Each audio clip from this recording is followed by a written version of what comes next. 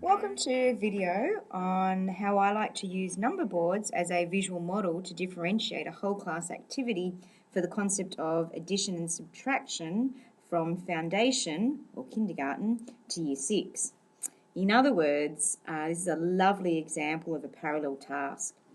The focus here is on understanding the importance of a concrete, pictorial, and then abstract sequenced instructional approach when introducing and also reinforcing new concepts to children.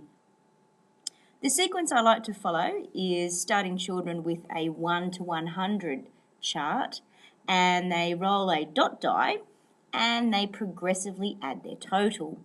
So we can see here this student has rolled a 4 and has written, I've rolled a 4, I didn't have anything, so 0 and 4 more, that makes 4. So it's that idea of make it, say it, and then write it. She's then rolled a 5, so she had 4 and 5 more, makes a total of 9. What you can now see, while she's actually doing her written recordings, her partner is having her turn. In this case, she's using the yellow counters, and while she's doing her written recordings, her partner is rolling her die. So it's actually a turn-taking activity which maintains the student engagement. For other children, rather than just using a dot die, they may use a 0 to 9 die, so they can be adding larger numbers as 7, 8 and 9. The object of the activity is, after both children have used their 20 counters, the winner is the person that makes the greatest total.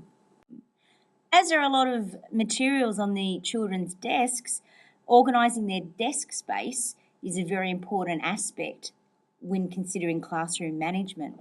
I like to have the bowl with the die between the two children. The partner is the person they're sitting next to.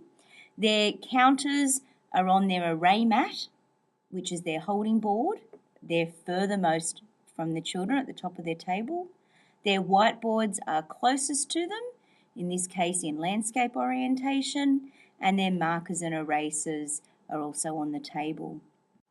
After the children have completed the activity with repeated addition, the next step in our sequence would be to progressively subtract.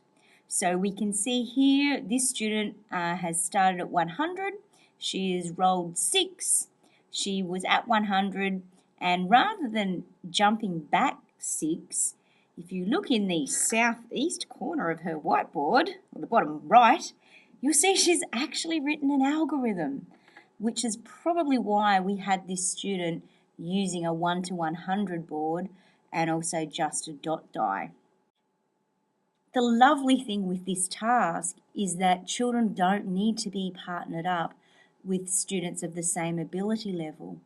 So this student's partner is actually using a 1 to 120 number board and a 0 to 9 die.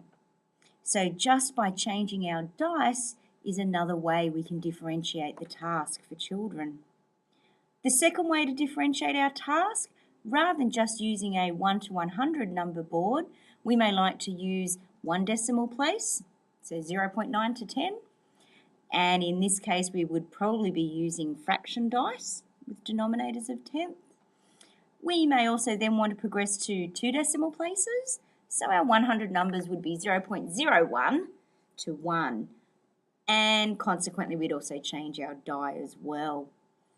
And of course, we can extend even further. So your 100 numbers might actually be in the range from -49 to +50.